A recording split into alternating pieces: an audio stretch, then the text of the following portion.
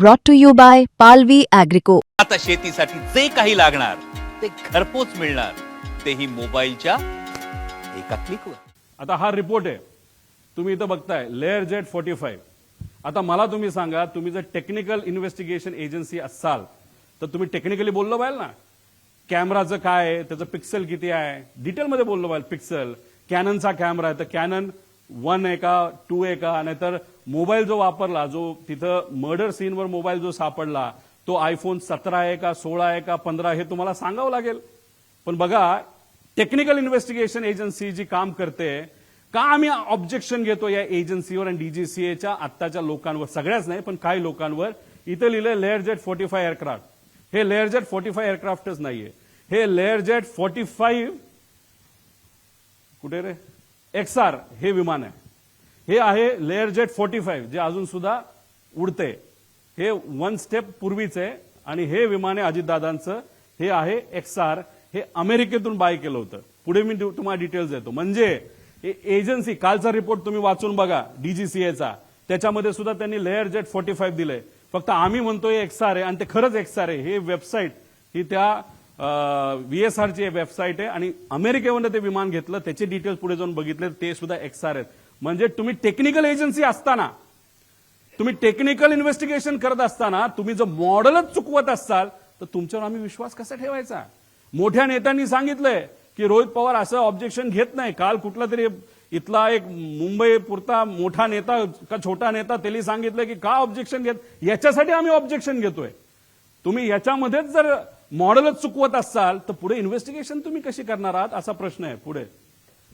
बघा, आता दुसरं केंद्रीय विमान डीजीसीए, आता सर्टिफिकेट ऑफ रजिस्ट्रेशन आणि ह्याच्यामध्ये सर्टिफिकेट ऑफ हे विमानाचं काय म्हणतात त्याला, एअरवर्दीनेस, हे 2 आहेत.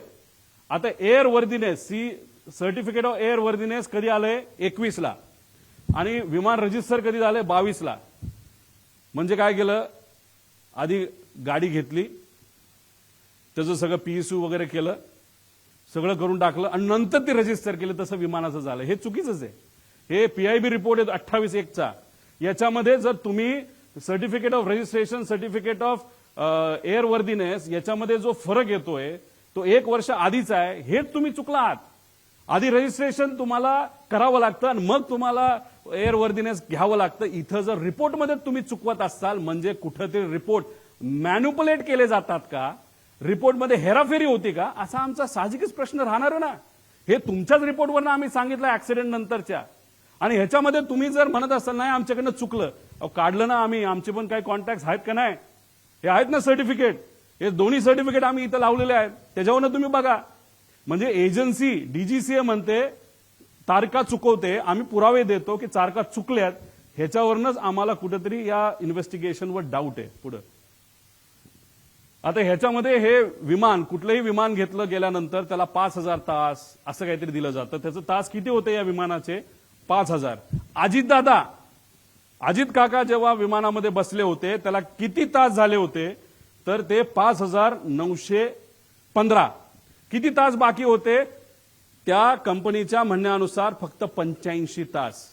अहो, आम्ही सुद्धा जेव्हा उडतो ना, आम्ही बघतो 400 तास बाकी आहेत का 500 तास बाकी आहे, हे आम्ही सिव्हिलियन म्हणून बघतो. मग अजितदादा तर Z+ सिक्युरिटीचा माणूस होता. त्यांच्या विमानामध्ये जेव्हा ही घटना घडली तर आपण जर बघितलं तर ही 14/9चा हा विषय आहे. तर हा जो रिपोर्ट आलाय तर त्याच्यामध्ये 4915 म्हणजे 85 तास फक्त बाकी होते. आणि ह्याच्यात आमचा क्लेम आहे, आणि मी जी हनीवेल नावाची कंपनी जी हे इंजिन बनवलं त्या कंपनीच्या मॅनेजरला जर मराठी कळत असेल ना तर ट्रान्सलेट तुम्ही करा की खरी माहिती ही डीजीसीएला तुम्हाला ईमेलच्या माध्यमातून द्यावी लागेल. आम्ही प्रयत्न केला पण ते आम्हाला देत नाही.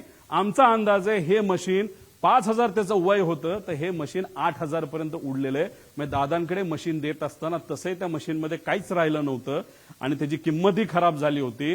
आणि मग मुद्दामूनच ह्याच्यामध्ये मशीन सुद्धा देताना खराब क्वालिटीचंच दिलं, नुकसान होताना कमी व्हावं. आणि हा अपघात का घात हा प्रश्न तर त्याच्यामध्ये राहतो.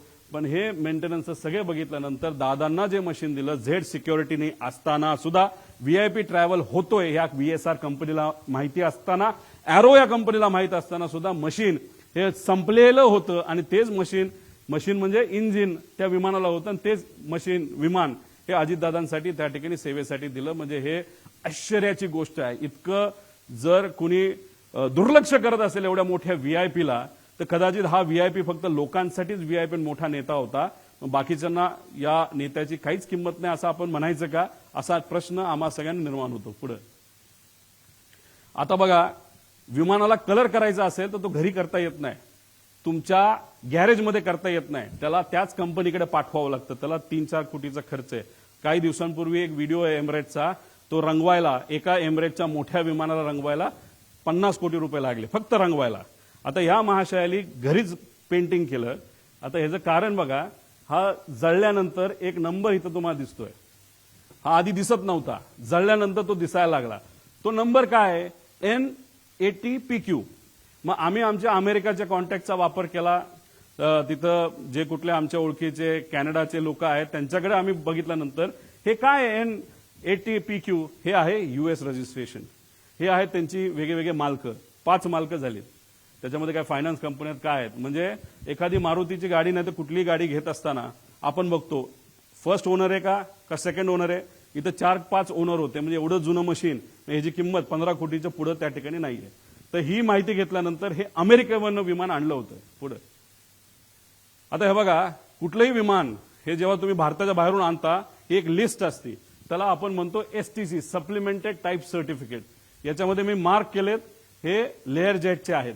पण याचा सखोल STCचा आम्ही अभ्यास केल्यानंतर एक मी फार जबाबदारीने हे स्टेटमेंट करतोय, लेअर जेट हे विमान भारतामध्ये रजिस्टरच होऊ शकत नाही. हे स्ट्रेट फॉरवर्डली तुम्हाला सांगतो, हे इल्लिगली रजिस्टर झालेत DGCAच्या काही अधिकाऱ्यांचा उपयोग करून, नाही तर वापर करून, नाही तर ज्या ज्या गोष्टी ज्या द्यायच्या होत्या त्या देऊन. आणि स्वस्तातलं विमान हे VIP साठी मुद्दामून वापरलं गेलं का? त्यामुळे VSR कंपनी का बंद झाली पाहिजे? त्यात इन्व्हेस्टिगेशन करत असताना फक्त त्या DGCAच्याच लोकांना घेऊन का नाही केलं पाहिजे? भारताच्या बाहेरची का चांगली इन्व्हेस्टिगेशन एजन्सी आणली पाहिजे?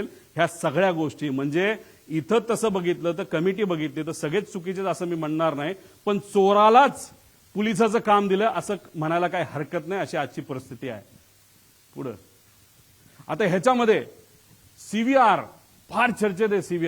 CVR हे आहे ज्या दादांचं ऍक्सिडेंट झालेलं विमान. इथं तुम्ही बघितलं तर तो CVR जो त्याच्यामध्ये बसवलेला आहे, अमेरिकेचं हे मशीन आहे, त्या CVR मध्ये किती मिनिटं रजिस्टर होऊ शकतात आवाज? फक्त 30 मिनिटं. आणि DGCAचं सिव्हिल एव्हिएशन रिक्वायरमेंट काय म्हणतात? 2 तास. जर मशीनमध्ये विमानात 30 मिनिटं होतं आणि DGCAचं रूल बुक म्हणतं 2 तास, मग हे विमान कसं रजिस्टर भारतामध्ये झालं असा आमचा प्रश्न आहे. साहजिकच आहे. काही लोक म्हणतील 30 मिनिटं, आता आपल्याला गोंधळ करता येईल. अजिबात नाही. ऍक्सिडेंट झाल्यापासून 30 मिनिटं, तो एक फायदा आपल्यामुळे आहे. म्हणजे शेवट 30 मिनिटांमध्ये काय झालं हे आपल्याला बघता येईल, आणि खास करून शेवटच्या 1.5 मिनिटांमध्ये काय झालं हे सगळ्यात जास्त महत्वाची गोष्ट आहे. त्यामुळे हे 30 मिनिटाची लाईफ असताना 2 तास गव्हर्नमेंटचं नॉर्म असताना हे रजिस्टर कसं झालं असा आमचा प्रश्न आहे. पुढे आता हे FDR ब्लॅक बॉक्समध्ये हे FDR असतो, आणि मी कृपा करून एक समजा CVR आणि FDR मध्ये कुणी हस्तक्षेप करू शकत नाही. आणि FDR म्हणजे मेकॅनिकल जी मुवमेंट असतात, ती जी कंपनी तुम्ही काल बघितलं असेल त्यांनी एक नाव दिलेलं आहे, ती ही कंपनी आहे L3 टेक्नॉलॉजीज. ही आहे कॅनडाची. आता आम्ही कॅनडाचा कॉन्टॅक्ट तिथं वापरून आम्ही थोडंसं रिसर्च करून कॅनडा या त्या देशातून आम्ही हे सर्टिफिकेट आणलेलं आहे.